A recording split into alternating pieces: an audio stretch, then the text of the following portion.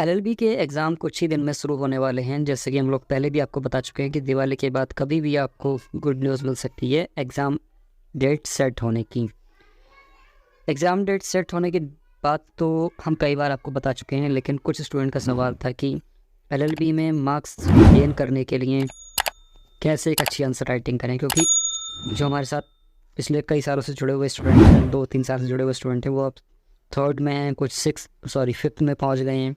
ठीक है, कुछ पास आउट भी कर चुके हैं ऐसे स्टूडेंट, लेकिन आंसर राइटिंग में उनका अभी तक डाउट क्लियर नहीं हो पाया था। तो आज हम फर्स्ट, थर्ड और फिफ्थ जो भी सेमेस्टर के स्टूडेंट हमारे साथ जुड़े हुए हैं, उन सभी लोगों का डाउट आज हम क्लियर यहाँ करने वाले हैं। देखो, आंसर राइटिंग के लिए फर्स्ट आपको पता ही होगा कि 90 मार्क्स का क्वेश्चन आ रहा है, क्वेश्चन पेपर सॉरी। तो उसमें 18 नंबर का एक क्वेश्चन आता है। मैक्सिमम स्टूडेंट का सोचना ये रहता है कि भाई 18 नंबर का क्वेश्चन आ रहा है, एक तो 5-6 पेपर इसके भर दो और आपको कम से कम नंबर 18, 17, 16 ऐसे करके मिल ही जाएंगे। लेकिन ऐसा नहीं होता है। एलएलबी में जो स्टैंडर्ड आंसर राइटिंग है वो सिर्फ 3 ही पेज अलाउ करती है आपको। 3 पेज यानी कि 1 पेज की दोनों साइड। मैक्सिमम आप इतना ही लिखें, इससे ज़्यादा ना लिखें। ठीक। उसके साथ ही अगर आप कोई भी आंसर राइटिंग कर रहे हैं तो आंसर राइटिंग में शुरू में इंट्रोडक्शन, जो क्वेश्चन ने डिमांड की है उसको आप थोड़ा डिफाइन कीजिए। फिर उसकी बॉडी में आप केस लॉ डालिए और साथ ही में कुछ सेक्शंस वगैरह डालिए।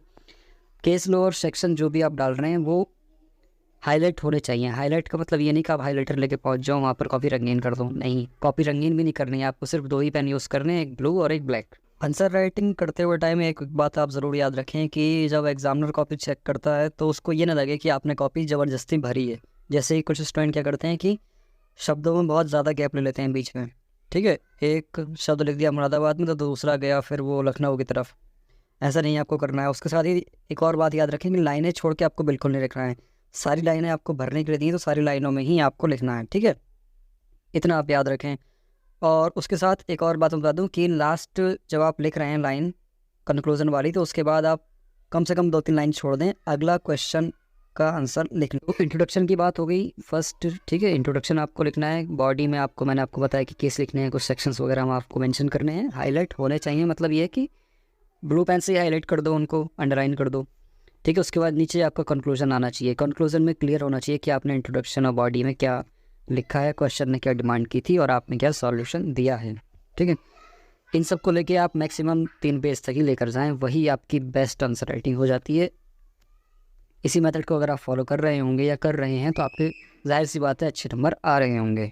ठीक है, केस लॉ की अगर हम बात करें तो एक क्वेश्चन पेपर जो आता है आपका, उसमें कम से कम 3-4 क्वेश्चन ऐसे आते हैं जिसमें केस लॉ लिखने कंपलसरी हो जाते हैं। तो केस लॉ के लिए आप मैक्सिमम 3 केस लॉ ही लिखें किसी भी क्वेश्चन में, क्योंकि 3 केस लॉ से ज़्यादा अगर आप लिखते हैं तो फिर वो पेपर भी ज़्यादा आपके बढ़ जाएंगे उसमें।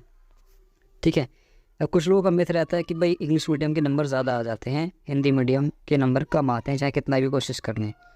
देखो, इंग्लिश मीडियम के नंबर जो ज़्यादा आते हैं ना, उसका कारण एक ये है कि इंग्लिश लैंग्वेज हमारी नेटिव लैंग्वेज नहीं है। ठीक है, तो उसमें जो ग्रामेटिकल एरर हैं और जो बाकी सब छोटी मोटी गलतियां हो जाती हैं ना, वो माफ़ हो जाती हैं। एग्जामिनर उन पर ध्यान भी नहीं देते इतने। लेकिन अगर आप हिंदी में लिख रहे हैं ना, तो हिंदी में फिर वो सारी ग्रामेटिकल मिस्टेक और सारी वो कॉमा एरर वगैरह जितने भी सब दिखाई देते हैं ना, वो उसको दिखाई दे रहे हैं क्योंकि वो पढ़ सकते हैं उसको क्लियरली। ठीक है, और वो हमारी नेटिव लैंग्वेज भी है, तो जाहिर सी बात है नेटिव लैंग्वेज में कहीं भी आप चले जाओ, चाहे आप यूपीएससी की आंसर राइटिंग करो, यूपीपीसीएस की आंसर राइटिंग करो, या आप सिविल के किसी भी में चले जाओ आप, या फिर आप एपीएएस का जो आंसर राइटिंग करोगे आप उसमें, और एपीओ वगैरह जुडिशरी में कहीं भी आप आंसर राइटिंग करोगे, तो वहाँ पर सबका फोकस एक ही रहता है कि नेटिव लैंग्वेज अगर हिंदी है हमारी और हिंदी में ही हम लोग मिस्टेक कर रहे हैं तो फिर आगे कैसे काम करेंगे। ठीक है, तो इसी चीज़ को लेकर थोड़ा बहुत तो डिफरेंसेस रहते हैं कि इंग्लिश मीडियम के नंबर ज़्यादा आ जाते हैं रादर देन हिंदी मीडियम। ठीक है, तो आई होप आपको बात समझ में आई होगी और उम्मीद करते हैं आप लोग अच्छे आंसर राइटिंग करेंगे। ठीक है।